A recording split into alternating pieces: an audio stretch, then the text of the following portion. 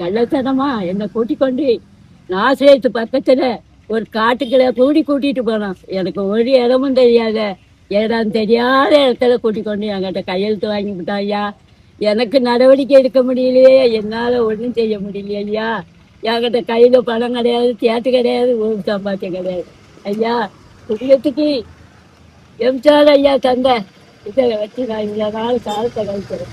என் பிள்ளை மெட்ராஸுக்கு போயிட்டா.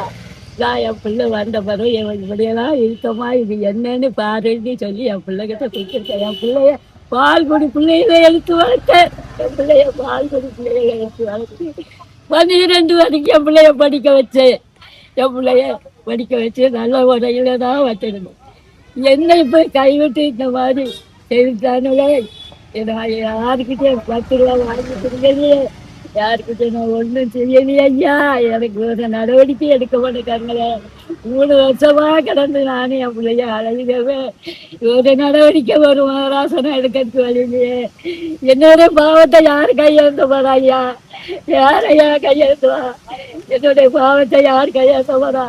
ஒரு 10 வருஷத்துக்கு முன்னாடி இவங்களுடைய அண்ணன் மகனா தம்பி மகன் தெரியல, அவங்க வந்து இப்படி எனக்கு ஒரு இலவச வீடு வந்திருக்கு, உன்னோட கையெழுத்து வேணுமா அவ அத்தை அப்படின்னு சொல்லிட்டு வீட்டுக்கு இருந்து வெளியே கூட்டிட்டு வந்து காட்டுக்குள்ள வச்சு கையெழுத்து வாங்கிட்டு போய் நேசரத்து சார் பெரியவர் அலுவலகத்துல இருந்து பத்திரம் போட்டிருக்காங்க.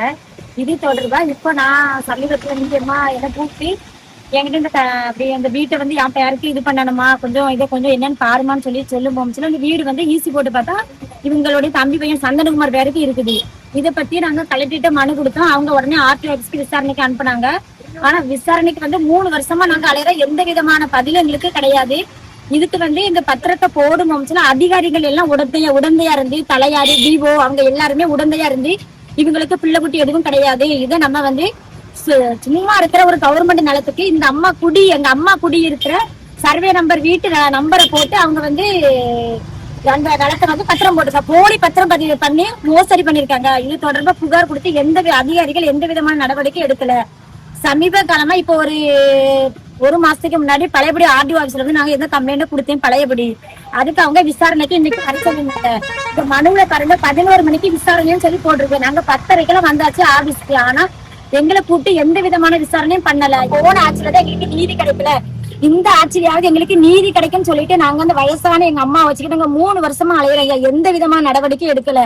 ஆனா தமிழக முதலமைச்சர் விஜய் அண்ணா, நீங்க இதை கவனத்தில் கொண்டு வந்து இதுக்கு என்ன நடவடிக்கை எடுக்கணுமோ நீங்க சீக்கிரமா இதுக்கு நடவடிக்கை எடுத்து எங்க அம்மா வீடு எங்க அம்மா பேருக்கு பழையபடி வர்ற மாதிரி ஏதாவது ஒரு நடவடிக்கை எடுங்க.